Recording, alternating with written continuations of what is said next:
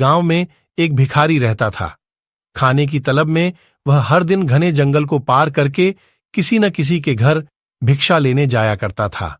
आज भी इसी तरह वह भिक्षा लेकर अपने घर की तरफ जा रहा था, लेकिन वह आज बहुत खुश था। उसने फटे हुए जूते भी पहने हुए थे। वह खुशी में गुनगुनाते हुए जंगल के रास्ते अपने घर को लौट रहा था। उसी जंगल में एक राजा भी था, जो अपने हालात से बहुत दुखी था और महल से भागकर वहां आराम कर रहा था। तभी राजा की नजर उस भिखारी पर पड़ी। भिखारी को इतना खुश देखकर वह यह सोचने को मजबूर हो गया कि इस इंसान के पास कुछ नहीं है। फटे हुए कपड़े व पैरों में कटे फटे जूते होने के बावजूद भी यह कितना खुश है, और एक मैं हूं जो दिन रात एक करके अपनी प्रजा और परिवार वालों की सेवा करता हूं, लेकिन इसके बाद भी वो लोग खुश नहीं होते हैं। उन सभी को सिर्फ मेरी राजगद्दी चाहिए और इसके लिए वे मुझे मरवाने का षड्यंत्र भी रच रहे हैं।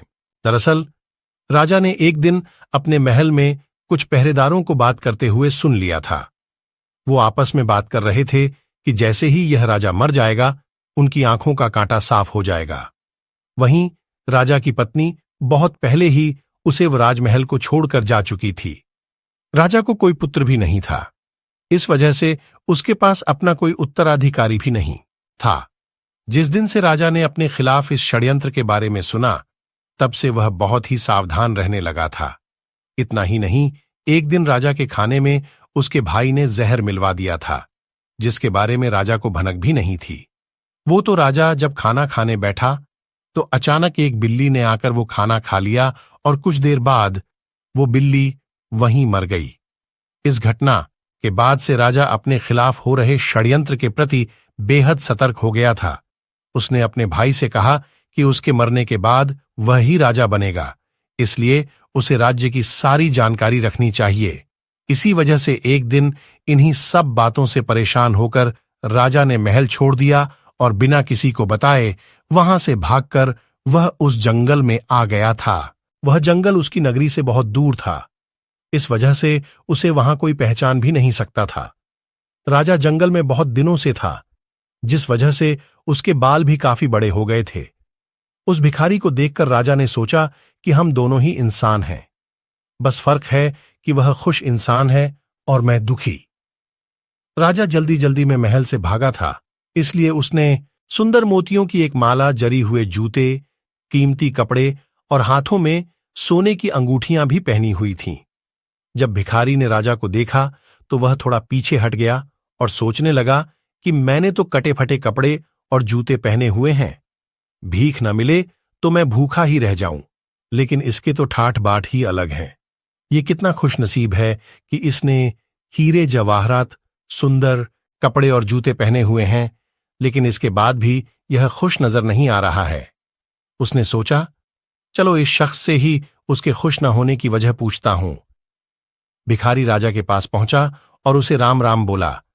राजा ने भी भिखारी को राम राम का जवाब दिया। भिखारी ने कहा, आप तो बहुत अमीर परिवार के लगते हैं, शायद आप कहीं के राजा हैं। राजा ने कहा, हां, सही बोले तुम, मैं सूरतगढ़ का राजा हूं और अपना राज अपने भाई को देकर यहां पर आ गया हूं। मेरे घर वाले दौलत के चक्कर में मुझे मरवाने का षड्यंत्र कर रहे थे। उसी से बचने के लिए मैं यहां पर मन की शांति के लिए आया हूं। काफी दिनों से मैं ऐसी हालत में हूं। मेरी लंबी दाढ़ी देखकर लोग मुझे भगा देते हैं। रास्ते में जो भी फल फूल मिलता है वही खाकर गुजारा कर लेता हूं। आज मुझे बहुत तेज भूख लगी है, इसलिए मैं इधर उधर खाने की तलाश में घूम रहा हूं। तुम्हारे पास अगर कुछ खाने के लिए है तो कृपया मुझे थोड़ा खाने के लिए दे दो। भिखारी ने मुस्कुराते हुए राजा की तरफ देखा और कहा कि अगर तुम मुझे ये सोने की अंगूठी दोगे तो मैं तुम्हें खाना खिला सकता हूं। राजा यह सुनकर खुश हुआ। उसने अपनी अंगूठी भिखारी को दे दी और बदले में उससे रोटी लेकर खा ली। भिखारी ने राजा से कहा कि तुम और मैं दोनों ही अकेले हैं, चलो हम दोनों साथ में चलते हैं। दोनों साथ में चलते हुए एक घने जंगल में पहुंचे। वहां पर वह आराम करने लगे। भिखारी ने राजा से कहा कि आप कितने भाग्यवान हैं, आपके पास इतनी धन दौलत है, लेकिन मेरे पास कुछ भी नहीं है। फटे जूते पहने हैं, आपकी अंगूठी से मेरी बहुत सी समस्याएं दूर हो जाएंगी। फिर राजा ने कहा कि मैं भी तुम्हारी ही तरह कुछ सोच रहा था। तुम्हें फटे जूतों की परवाह किए बगैर खुशी से अपने रास्ते की तरफ जाते देख मैंने सोचा तुम्हारे जैसा कोई खुशनसीब नहीं होगा। मेरे पास सब कुछ होते हुए भी मैं खुश नहीं हूं। हम दोनों की हालत एक जैसी ही है। फिर बातों ही बातों में उस भिखारी ने राजा से उसके राज्य की सारी जानकारी पूछ ली और फैसला किया कि रात में जब राजा सो जाएगा तो वह उसके कपड़े और गहने लेकर वहां से भाग जाएगा। जब तक राजा सोया नहीं तब तक भिखारी उससे मीठी मीठी बातें करता रहा। रात को उसने राजा को खाने में बेहोशी की दवा मिलाकर खिला दी। इससे राजा गहरी नींद में सो गया। फिर भिखारी ने राजा के कपड़े व उसके सारे गहने पहने और वहां से भाग गया। राजा सोता ही रह गया, लेकिन रास्ते में उसे कुछ चोरों ने देख लिया। उन्होंने उसे राजा समझकर पकड़ लिया और उसके सारे कपड़े और गहने छीन लेते हैं। अब भिखारी के पास सिर्फ धोती ही बची थी। चोरों ने सब कुछ लूटने के बाद उसे एक पेड़ से बांध दिया और उससे पूछने लगे कि वह कहाँ का राजा है। अगर नहीं बताओगे तो तुम्हें मारकर कहीं फेंक देंगे। भिखारी ने चोरों से कहा कि वह राजा नहीं है। मैंने अपनी लालच की वजह से एक राजा के सारे कपड़े और गहने चोरी कर पहन लिए थे। वह राजा अपने जीवन से दुखी है और जंगल में खाने के लिए भटक रहा है। चोरों ने उसे बोला कि वह नाटक कर रहा है। उन्होंने फिर से उससे पूछा कि तुम कहाँ के राजा हो। भिखारी ने चोरों को बताया कि वह राजा राय प्रताप है जो सूरतगढ़ का राजा है। उसका भाई राय बहादुर उसके राज्य का मंत्री है। वह अभी जंगल में आराम कर रहा है, लेकिन चोरों ने उसकी बात पर भरोसा नहीं किया। उधर जब राजा की नींद खुलती है तो वह भिखारी को बुलाता है। उसने अपने सामान को देखा तो उसके पास सिर्फ एक पोटली ही होती है जिसमें उस भिखारी का कुछ सामान होता है। दूसरी तरफ वो चोर सूरतगढ़ के महल में पहुंच जाते हैं। वहां पहुंचकर वो राजा के भाई राय बहादुर से कहते हैं कि उनके पास उनका भाई है। अगर वो उसे जिंदा बचाना चाहते हैं तो उसके लिए उन्हें 3000 सोने के सिक्के देने होंगे। यह सुनकर राय बहादुर ने बोला, इसके लिए तुम्हें मेरे भाई को मुंह पर कपड़ा बांधकर राजमहल लाना होगा, तभी हम तुम्हें सोने के 3000 सिक्के देंगे। चोर उस भिखारी के मुंह पर कपड़ा बांधकर उसे राजमहल लाते हैं और उसे राय बहादुर के हवाले कर देते हैं। राजा के कपड़ों में भिखारी को देखकर राय बहादुर को यकीन हुआ कि यह उसका भाई ही है। उसने सोचा कि अब वो इसे मारकर खुद राजा बन जाएगा, लेकिन जब उसने भिखारी के मुंह से कपड़ा हटाया तो वह गुस्सा हो गया। उसने चोरों को कहा कि मुझे पता था कि तुम लोग दौलत के चक्कर में मुझसे झूठ बोल रहे हो। ये आदमी मेरा भाई नहीं है। हम तुम्हें 2 महीने का समय देते हैं, मेरे भाई को पकड़कर लाओ। अगर नहीं लाए तो तुम सबको गोली मार देंगे और अगर यहां से भागने की कोशिश की तो जिंदा दफन करवा दूंगा। यह सुनकर सभी चोर बहुत डर गए और मौका मिलते ही वहां से भाग गए। रास्ते में उन्होंने भिखारी से कहा कि तुम सही थे। अब हमें बताओ वह असली राजा कहां पर है, फिर तुम्हें भी फिरौती के धन में हिस्सा देंगे। भिखारी ने बताया कि उसने राजा को इसी जंगल में छोड़ा था, लेकिन बहुत ढूंढने के बाद भी राजा उन्हें नहीं मिला। वहीं नींद से जागने के बाद जब राजा को भिखारी की सारी हरकत समझ आती है तो उसे बहुत दुख होता है। उसने सोचा कि अब उसे कहीं जाकर अपने खाने के लिए इंतजाम करना होगा, वरना वह भूख से ही मर जाएगा। कई दिनों तक राजा भूखा प्यासा ही चलता रहा और रूखा सूखा जो मिलता वही खा लेता। चलते चलते राजा को 1 हफ्ता हो गया था। उसे याद आया कि उसके पास एक पोटली है जो भिखारी उसी के पास भूल गया था। वह उस पोटली को खोलता है तो उसमें उसे सन्यासियों के कपड़े मिलते हैं। राजा ने सन्यासी वाले कपड़े पहन लिए। वह जंगल से निकलकर एक छोटे से गांव के पास पहुंचा।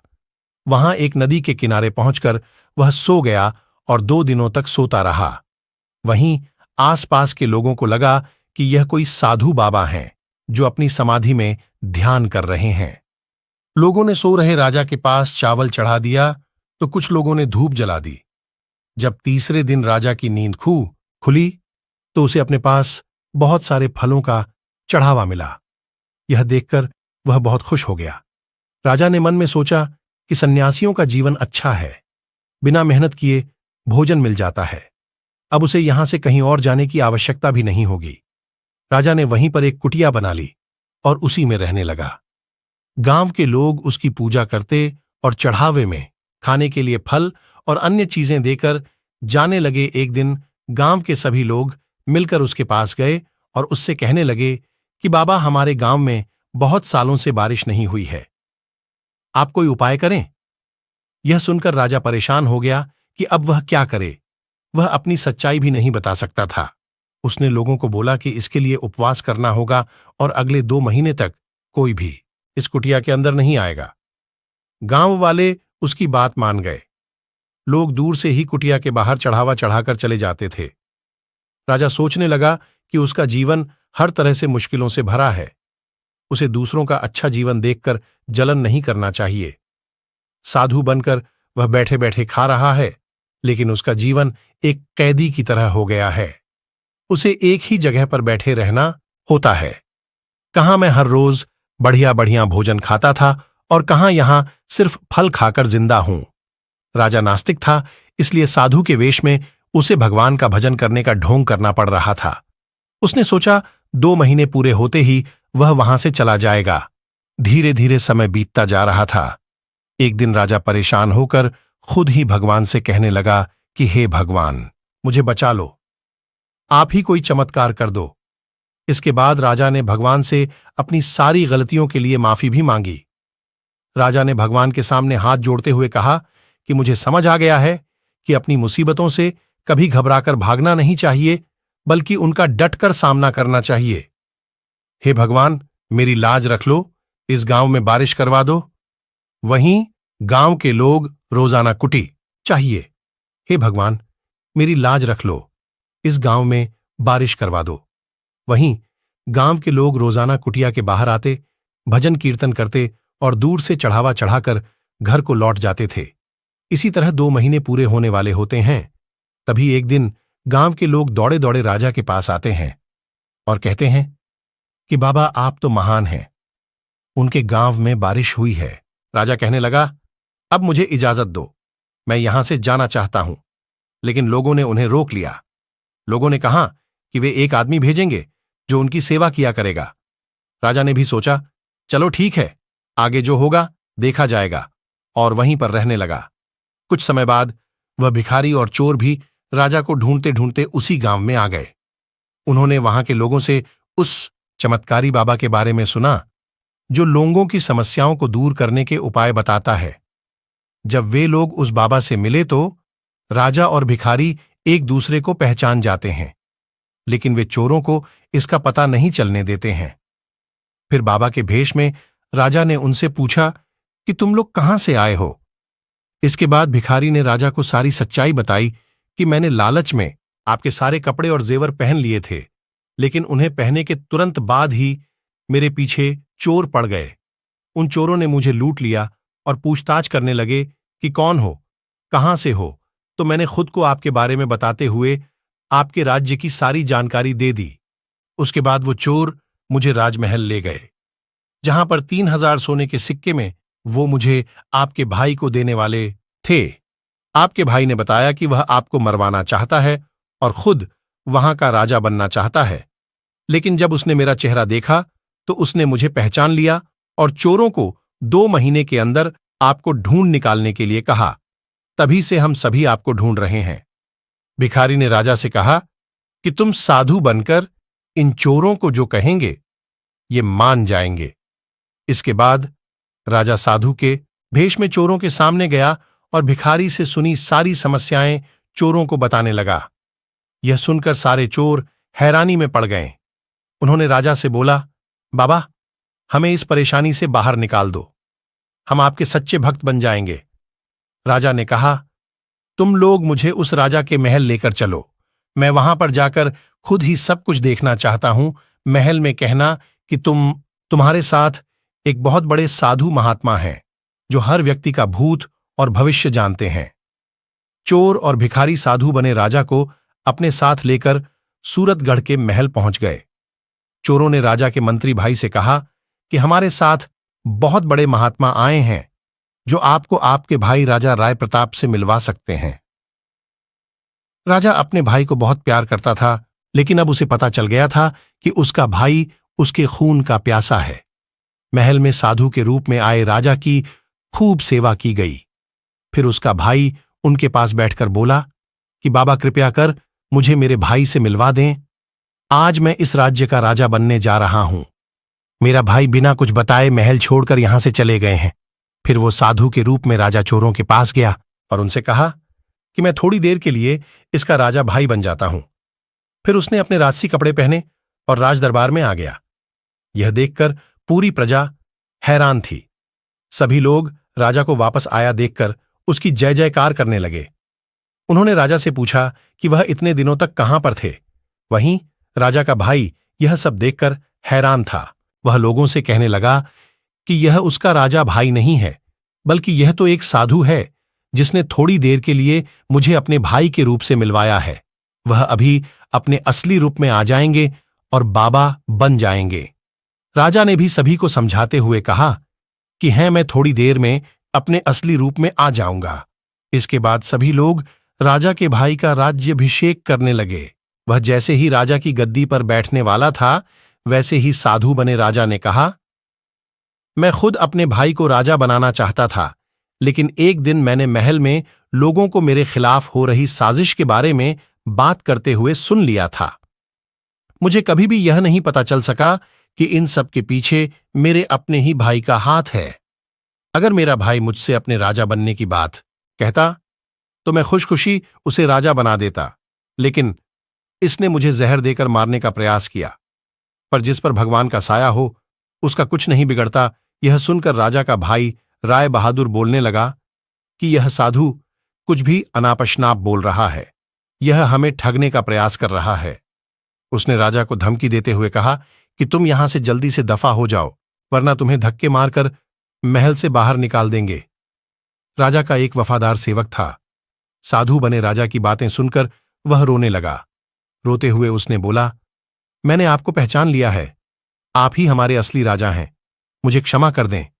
मैंने ही आपके खाने में जहर मिलाया था। इसके बदले में मुझे आपके भाई ने 1000 सोने के सिक्के देने का वादा किया था। आप मुझे कर दो। मैं आपका असली गुनहगार हूं और इसके लिए आप मुझे जो भी सजा देंगे मैं उसके लिए तैयार हूं। अब राजा के जीवन की सारी सच्चाई पूरी प्रजा को पता चल गई थी। सभी लोग राजा के मंत्री भाई को घृणा की नजरों से देख रहे थे।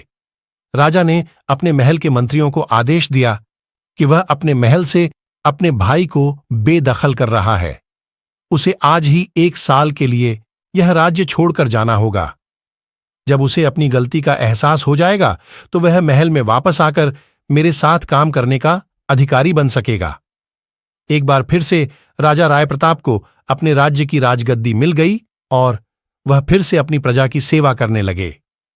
राजा ने भिखारी को अपने महल का मंत्री बना दिया और चोरों को भी महल में माली का काम दे दिया। 1 साल बीतने के बाद राजा का भाई भी महल वापस आ गया था। उसे अपनी गलती का एहसास हो गया था। महल वापस आकर उसने अपने भाई से माफी मांगी और पूरे कर्तव्य से अपना काम करने का वचन दिया। राजा ने फिर से उसे महल में उसका स्थान वापस दे दिया। कहानी से सीख, राजा और रंक की कहानी हमें यह शिक्षा देती है कि कभी लोभ के कारण दूसरों का बुरा नहीं करना चाहिए। हमेशा सत्य का मार्ग अपनाना चाहिए और पूरी निष्ठा से जीवन के प्रति अपनी जिम्मेदारियों को अपनाना चाहिए।